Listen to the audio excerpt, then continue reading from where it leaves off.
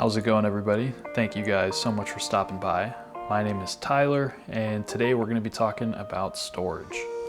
I know for the vast majority of people, data storage is kind of a chore, and I can totally understand that. But nowadays, most of us have cameras in our pockets capable of recording 4K footage, taking 50 megapixel photos, and now professional grade cameras coming out shooting 8K video and even 12K video in some cases. This means that managing all that data is as difficult as it's ever been, and also as important as it's ever been. I plan to make a video in the future all about how my wife and I manage the 10 plus terabytes of footage and photos that we shoot annually for our business. Sort of a full deep dive into our backup and redundancy strategies and sort of how we keep everything straight. Today's video though is about portable storage. With laptops and smaller devices growing ever popular and certain companies charging ludicrous amounts for additional storage, I think we all know who I'm talking about.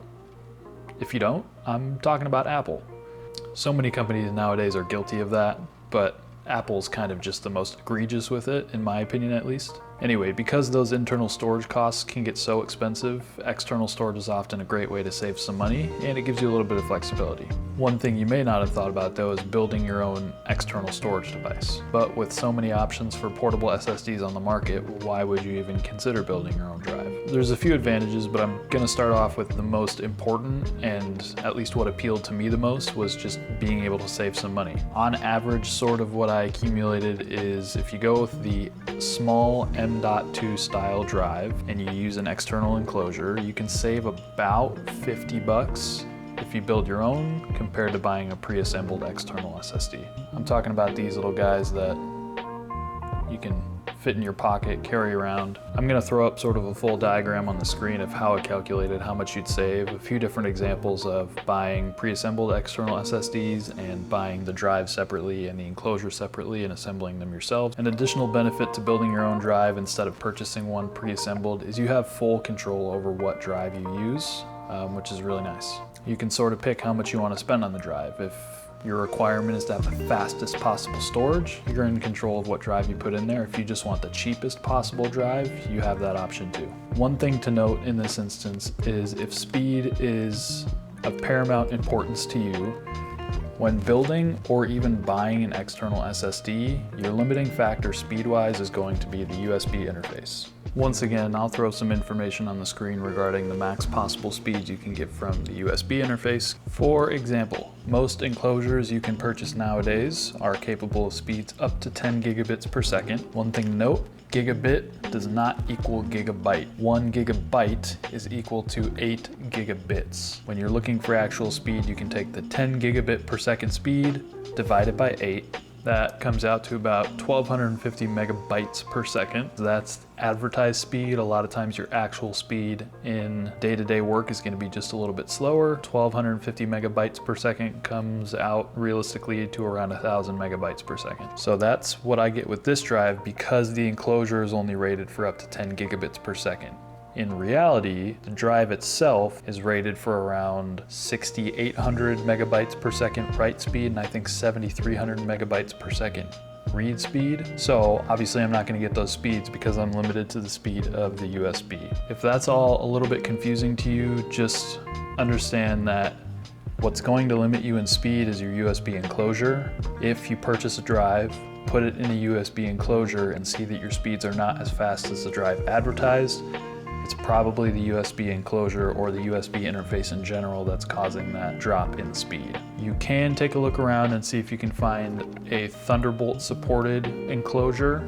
That's also going to be USB-C, it's just a faster version of USB-C. Depending on which version of Thunderbolt you get, it'll support speeds of up to 40 gigabits per second, which is 4 times the speed of what we talked about before. So advertised speeds of around 5000 megabytes per second. You're realistically going to be looking a little bit lower, maybe 4500 megabytes per second when you're actually using it. I was only able to find one from a reputable company, and that's Ugreen. They make a lot of charging devices. They've just gotten recently into making network attached storage devices, but you're going to pay around 100 bucks for that enclosure compared to, between 20 and 30 for the ones that I'm talking about. With that said, even though you're not going to take full advantage of the drive speed if you use it in this USB enclosure, at any point down the road, I have the flexibility to pop this drive out really easily and use it in a laptop, use it in a desktop computer. I could use it in a handheld gaming device if I wanted to. You get a lot of flexibility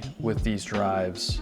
It's not something that's gonna die in a year or two, so down the road, you're welcome to reuse it in some sort of different use case. And if you're using it internally, there's a good chance you're gonna be able to take advantage of those speeds.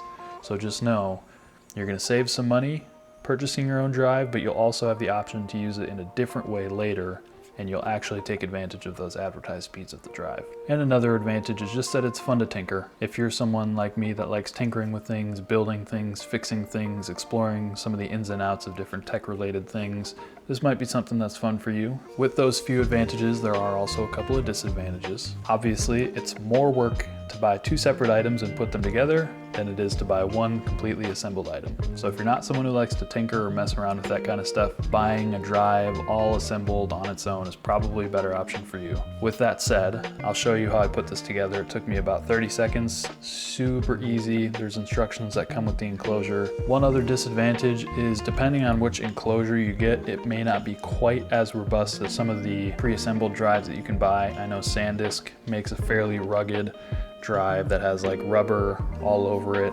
Some of them are waterproof. You can get different kinds of drives, but depending on the enclosure that you get, it may not be quite as rugged as a pre-assembled drive. Mine is sort of just metal. I wouldn't really trust dropping this all that much, but it's a fairly strong aluminum, so it's not like I'm gonna bend it or anything.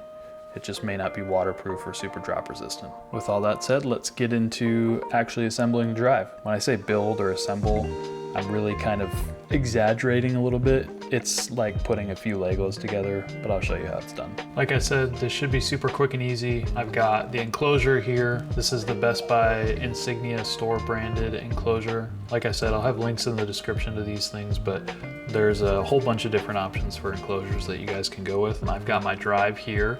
It already does have the thermal sticky paste on it that came with my enclosure. Your guys' drive will not. It'll look more similar to this on both sides. The other side will have some components on it. But like I said, super small. It's amazing how small these M.2 drives are. And in terms of installation, this enclosure has a little button here. You push on the button and this little tray slides out. The cover comes off. My particular enclosure has a little pin here, a little plastic pin that you twist off and pop out to hold the drive in place. Some will have metal screws, some will have little plastic pins, but in this case you don't need a tool to get the drive in and out, which is nice. So we'll pop the drive in. At this point, if your drive enclosure has any thermal paste or sticky thermal pad, you'll pop that on there. There's a little slit in there that you fit the drive into, and then the pin will sort of pop into place, and you twist it to secure the drive. Now you can see that the drive is in there. The only other thing you have to do is pop the enclosure on, it'll snap in. It's nice and tight. And you have yourself an external drive. Like I said, super quick and easy to get it put together. If you're someone who loves having some extra storage or is looking for some fast and compact storage to be able to take to and from work or travel with, and maybe looking to save a little bit of money along the way, building your own external SSD may be a great option for you. I'm gonna have links in the description to everything we've talked about today, both the drive and the enclosure that I used here, along with some additional drives if you want to consider different capacities, different speeds. I'll also have some pre-assembled drives in the description so you can kind of compare pricing. Flash storage pricing does fluctuate quite a bit, so I'd encourage you to sort of shop around. A lot of times Amazon does have the cheapest prices compared to, places like Best Buy or some other places, so just something to consider. But at the time of filming this video, assembling your own drive is a little bit cheaper than buying one pre-assembled. That may not be the case in the future depending on how those flash storage prices do fluctuate over time. So just something to keep in mind. All those links in the description are affiliate links. That just means if you click on that link and purchase an item from that store, I'll get a little bit of a kickback for sending you that way. So just a good way to support the channel, really goes a long way, and it allows me to put some extra time and effort into future videos. That's all I've got for you guys today. If you have any questions or need any help along the process, feel free to drop a comment down below.